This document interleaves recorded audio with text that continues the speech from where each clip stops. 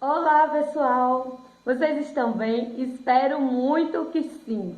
Gente, o vídeo de hoje vai ser mais um vídeo só falando. Mas eu vim contar uma história para vocês. E ainda precisei de fazer esse vídeo me maquiando e falando e tal. Mas acabei de tomar banho, quase 1 hora da manhã. Então eu decidi não fazer esse vídeo maquiando, porque quando eu terminar ele eu vou dormir. Então vai ser assim, na cara cheia de espinha, né? Então vamos lá. Antes de começar o vídeo, já quero te pedir, deixa teu like, compartilha esse vídeo com seus amigos, se inscreve no canal se você ainda não é inscrito.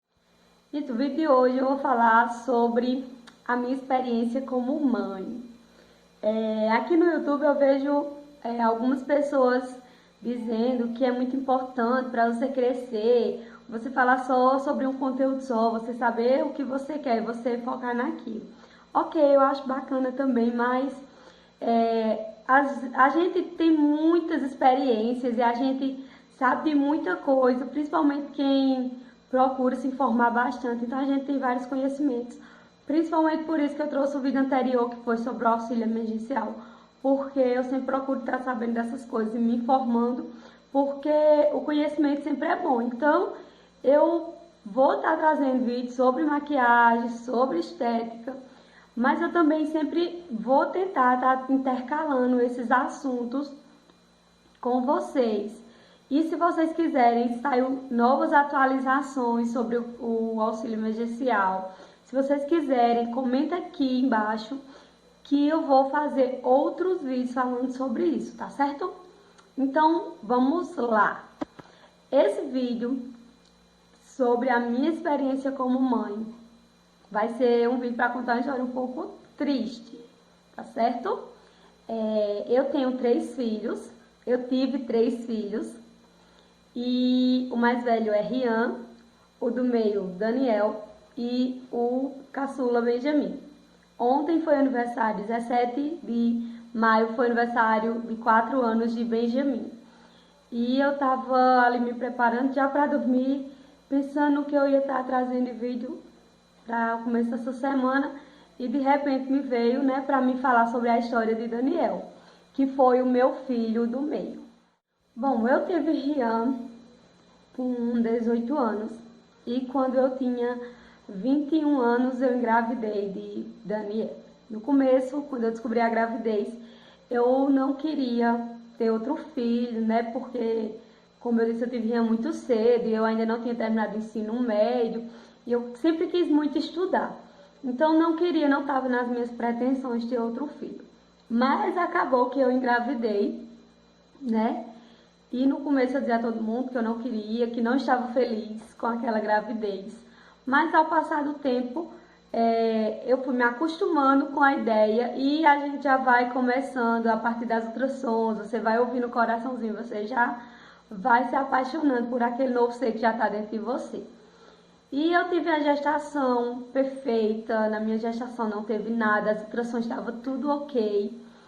E tudo se caminhando para ser tudo normalmente, porque já era o meu segundo filho, eu tive Rian de parto normal, sem nenhum problema. Então, estava tudo nessa base para que o parto de Daniel fosse da mesma forma. Então, quando chegou o dia de Daniel nascer, Daniel nasceu dia 11 de março. Eu adoeci no dia 9 de março. Dia 9 de março eu adoeci, alguns sintomas, né, que já era para ele vir ao mundo. E eu fui ao médico aqui na minha cidade. E chegando lá, eu fui muito bem atendida. O médico conversou comigo, disse que como a minha cidade é uma cidade pequena e não tem obstetra, né? Geralmente quem fazia os partos aqui era o clínico geral. E esse médico, que o dia 9 era no final de semana, no domingo, ele conversou comigo e disse: olha, se você começar a sentir dores, você vem para aqui, porque até então não estava sentindo dores. Você vem e a gente encaminha para a cidade próxima, que é a cidade, o hospital de base da minha cidade, que é Picuí. E tudo bem, fui pra casa, comecei a me organizar as coisas pra chegada de Daniel. Quando foi na segunda, porque até aí eu não estava sentindo nada de dores, eu comecei com um pequeno sangramento. Mas aí tudo bem, né? Eu era muito nova, né? Eu sou muito nova. E eu escutava muitas histórias e algumas mulheres diziam, é normal você adoecer sangrando. E outras diziam que adoecia perdendo líquido, enfim. Então eu fui nessa ideia, né? Normal você adoecer sangrando. Então eu sangrei um pouco, mas parou o sangramento. Então eu fui ficando em casa mesmo. Não estava sentindo dores, então eu fui ficando em casa. Quando passou, quando chegou 10 horas da noite, que eu disse, não, eu vou no hospital de novo, porque o médico que estava na minha cidade era o cirurgião, que na segunda-feira tem cirurgias na minha cidade. E eu disse, não, eu vou no médico de novo, porque eu vou lá para saber como tá, né? E eu, sem sentir dores, e fui pro hospital. Quando chegou lá, o médico me atendeu, já era outro médico, e ele me atendeu, fez todo o procedimento normal, e ele disse que não era o momento. E nessa hora foi quando as coisas começaram a acontecer de uma forma diferente. Ele disse que não era o momento do meu filho nascer e perguntou se era o meu primeiro filho. Eu disse que não. E quando eu disse que não, ele, parece que toda a simpatia, toda a generosidade que ele estava aparentando ter, ele olhou para mim e disse, minha filha, você já teve filho e você sabe como é, sem dor a gente não tem filho. Aí eu, beleza, né? Ele é médico, ele sabe mais do que eu. E se comparar à primeira gestação, a gestação de Rian, realmente eu não tinha nenhuma dor. Então eu fui para casa, descansei, né? Fui para casa porque ele disse que não era hora do meu filho nascer. Então tudo bem. Fui para casa e fui dormir, tudo bem. Às 3 horas da manhã eu comecei a sentir umas dorezinhas. Umas dores muito longe uma da outra. E umas dores que não eram dores que eu achei que era para ter o filho. Porque eram dores bem leves e demoravam muito para dar uma dor e outra. Então, como ele me disse, eu já sabia como era. Então, eu comecei a fazer alguns agachamentos e botar força para que eu fosse me dilatando e para que aquela contração passasse. E eu fiquei nesse estímulo, né, até porque as dores não aumentaram, eu fiquei nisso até 6 horas da manhã. 6 horas da manhã eu me levantei, chamei minha mãe, né, eu disse para ela ir organizar o meu filho para mandar minha sogra levar ele para a escola. E quando minha mãe levantou, ela ficou bem agoniada, porque aonde eu passava na casa já era rastro de sangue por todo canto. Então a gente ligou para o hospital, pediu uma ambulância, a ambulância veio me pegar e eu fui para o hospital. Chegou no hospital, o médico não estava, que já seria outro médico. O médico ainda não estava na cidade, porque ele mora em Campina Grande e ele não estava na cidade ainda.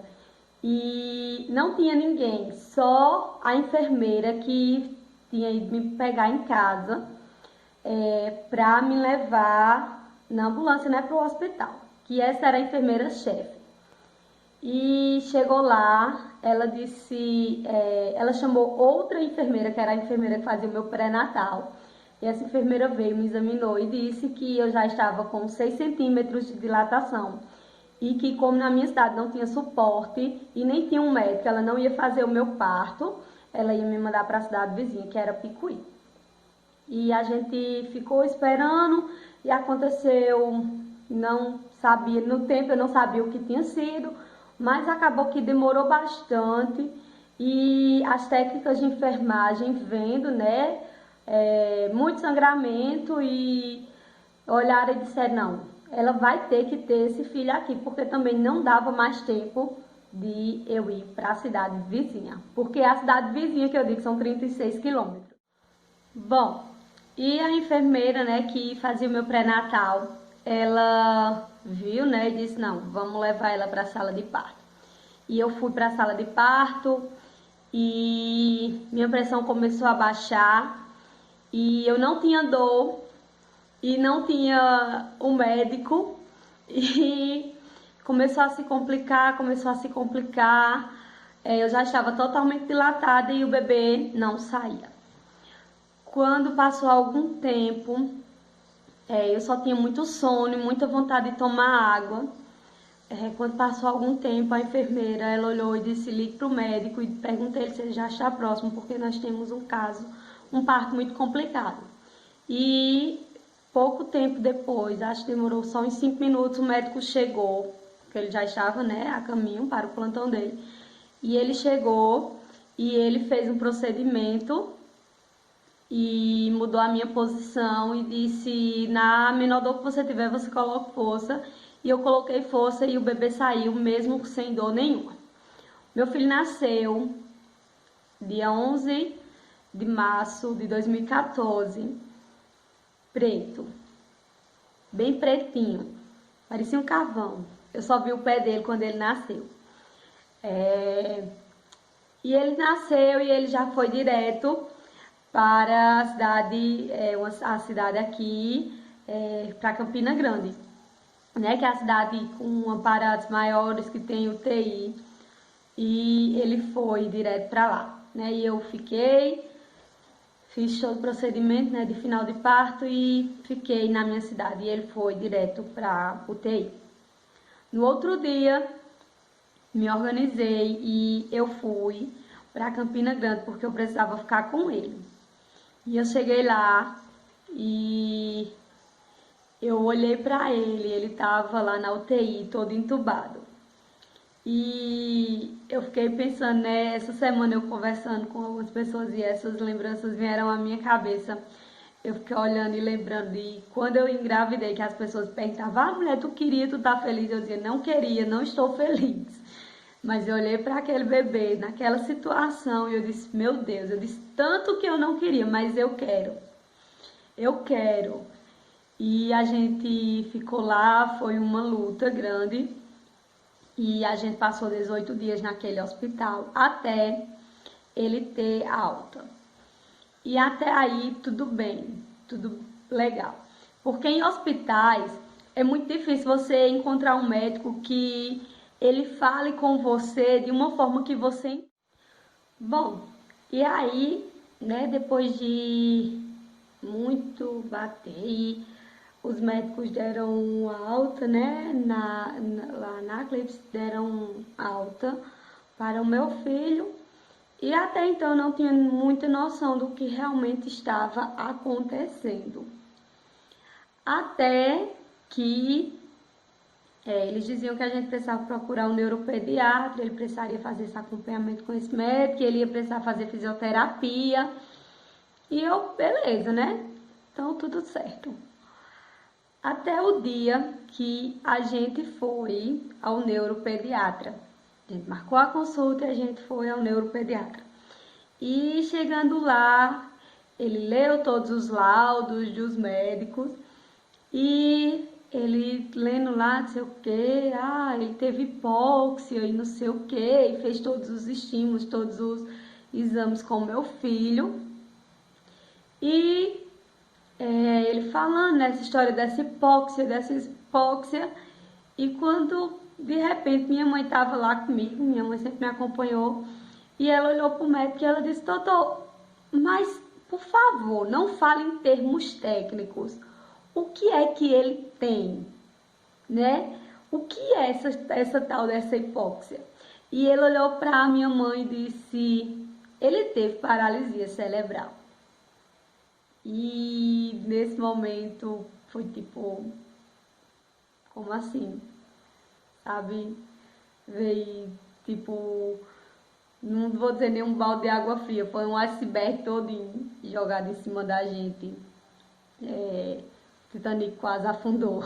E a gente saiu daquele consultório, a gente saiu tipo arrasada, assim, paralisia cerebral, porque quando você recebe um diagnóstico e você não conhece as coisas, né? Você nunca passou por essas coisas, então você vê muitos sentimentos, cria um turbilhão de sentimentos e vem o medo.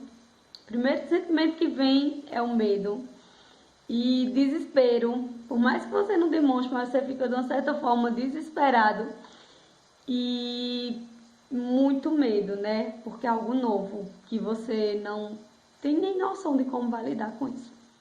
Bom, gente, eu vou finalizando o vídeo por aqui, porque essa história é uma história bem comprida, né? E se vocês quiserem saber o final dessa história, vocês comentem aqui que eu vou estar trazendo uma segunda parte, até uma terceira parte, porque como eu disse, é uma história bem comprida, que não terminou do jeito que as pessoas diriam um final feliz, não foi um final feliz, mas eu creio que hoje tudo vai bem, né? Esse é o importante, hoje tudo vai bem.